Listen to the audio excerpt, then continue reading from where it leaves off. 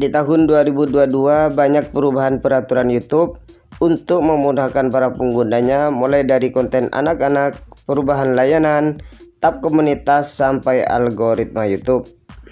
Yang akan dibahas tentang tutorial kali ini adalah SEO, yang mana SEO ini sangat berperan penting untuk video kita.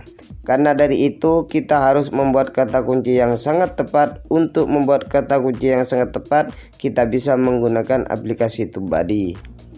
Dalam video kita membutuhkan sebuah SEO, karena judul, deskripsi, sampai teks itu sangat berperan penting untuk video kita.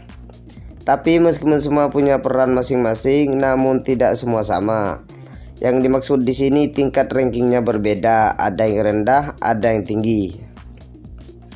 Di antara judul, deskripsi, dan teks ini, mana yang lebih berpengaruh untuk sebuah video? Di sini Tretan Tutorial akan menjelaskan secara detail dan rinci. Kalau judul punya pengaruh sebanyak 90%. Jadi jika judul dalam video kita bagus, intinya mengandung kata kunci yang sangat tepat, maka kemungkinan besar video kita banyak yang nonton. Tapi sebaliknya, jika dalam video kita judulnya tidak mengandung kata kunci alias bikinnya asal-asalan, maka sangat sulit video kita muncul dalam penelusuran. Selanjutnya, deskripsi. Kalau deskripsi ini pengaruhnya lebih rendah dari judul, yang mana kalau judul punya pengaruh 90%, kalau deskripsi ini punya pengaruh 40% saja.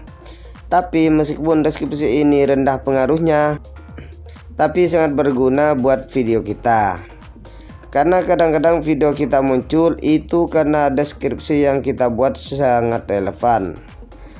Pengaruh yang sangat kecil dalam sebuah SEO adalah teks.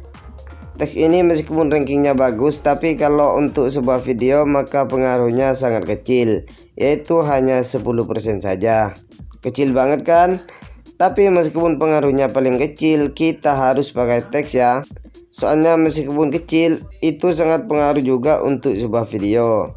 Dan di sini juga saya akan menjelaskan apa gunanya teks dalam sebuah video. Saya kasih contoh ya supaya makin paham.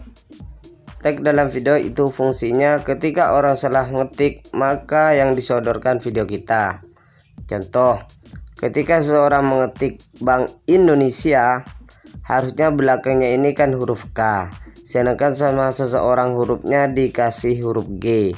Maka ketika kita masang teks sesuai yang orang ketik, maka yang disodorkan video kita. Cukup paham ya tentang fungsinya teks? Inti ringkasan dari atas tadi, di antara judul, deskripsi, dan teks, yang tinggi pengaruhnya adalah judul. Tapi meskipun pengaruh tertingginya judul, kita harus membuat deskripsi dan teks secara relevan. Soalnya semua sangat dibutuhkan dalam sebuah video.